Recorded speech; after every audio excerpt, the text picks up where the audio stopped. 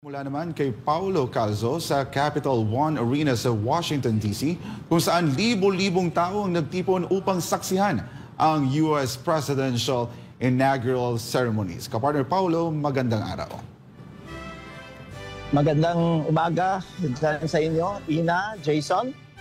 At kung nandito ako ngayon sa Capital One Arena na kung saan libo-libong mga taga-suporta ni Donald Trump at ang international media ay dinala dito.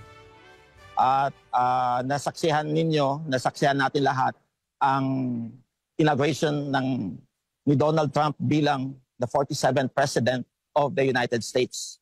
At sa kanyang talumpati na binanggit niya ang kanyang agenda na gagawin niya sa first day ng kanyang pag-upo bilang presidente ng Estados Unidos. Kabilang dito ay isang ambisyosong agenda na kung saan ay 4 lamang na taon ang naiiwan sa kanya upang gagawin niya ang lahat ng kanyang mga pangako. Kasama dito sa kanyang talumpati, Ina and Jason, ay ang the first thing that we said was to stop the injustices or weaponization of the Justice Department. At sinabi niya din dito that the U.S. will be first in his presidency. At inalahad niya din dito that ang pinaka-importante na sinabi niya dito is that immigration, border, and citizenship. Ang pangako niya since sa campaign niya is that he will implement the largest deportation of illegal immigrants, estimated to be 11 million all over the United States. That is what he is promising.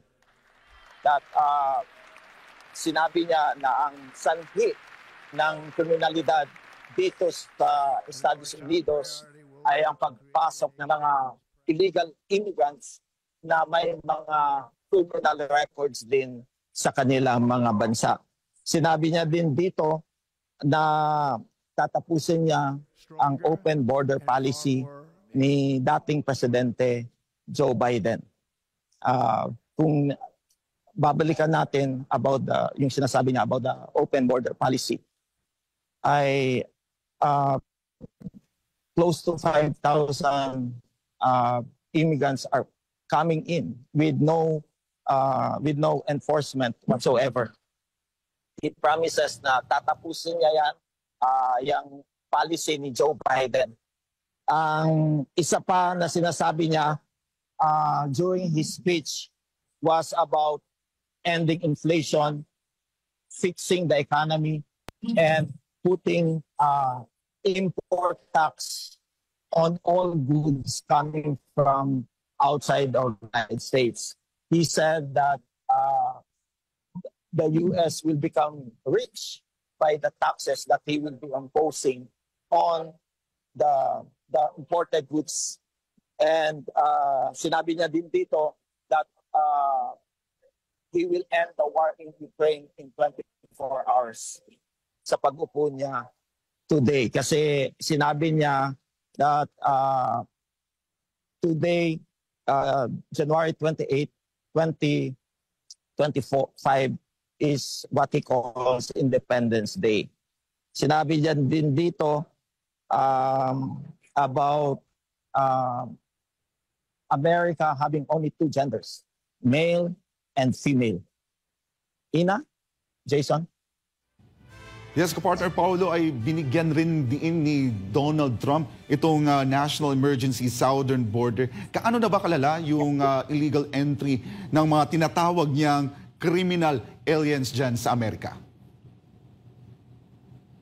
Yun nga, walang enforcement sa ngayon under the former President Joe Biden.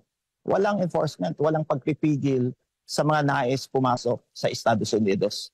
At kabilang dito ang mga unwanted o mga criminal sa ibang bansa. So doon sila pumapasok sa southern border, especially in dyan sa may bandang Texas. So, yan ang isang pangako ni Donald Trump na he will end that policy. At may hambing rin natin, kapartner Paulo, yung polisiya ni Donald Trump kay dating Pangulong Rodrigo Duterte na kanyang sisipulin itong mga kriminal at gang dyan sa mga iba't ibang lungsod sa Estados Unidos. Yung mga gang at criminals dyan, gaano na ba kalala yung problema dyan pagdating sa ganitong usapin? Yeah, we wouldn't be here without Of cities dito sa United States are being taken over by gangs. It's not safe to walk. It's not safe to live in big, huge cities like Chicago, Los Angeles, New York. It's all being overtaken by gangs, and President Trump claims that most of these gangs are coming from outside of the United States. Kaya gusto niya talaga na tapusin na ang open border policy ni dating Presidente Joe Biden. Partner Paulo, no, maiba naman ako. Kung yung lugar kung nasan ka dyan, kamusta naman yung atmosphere, no? While watching yung inauguration ni President Donald Trump? Yeah, kung nakikita nyo, libo-libong taga-suporta ang dumating dito. They are wearing their MAGA hats, ang mga paraphernalia na Trump, I love Trump, dala-dala nila. So excited ang mga tao. The speech was great, and kung nakikita nyo lang dito sa Capitol 1 ay halos hindi mapigilan ng pagtayo at pagpalakpak ng mga tao dito. Ina? At no, Partner Paulo, no, kung napansin mo, natalakay din sa speech ni Trump ang weaponization ng US, DOJ, no, at FBI. Ano man ang masasabi natin dito? Kasi tayo mismo, no, first hand, naka-experience dyan sa Amerika. Yes, natatandaan natin ang pag-appoint ni Pam Bondi as the US as the U.S. Justice head, right? Inilahad doon sa during that appointment that the U.S. Justice Department was being used as a weapon na pigilin, na sumpuin ang mga religious organizations.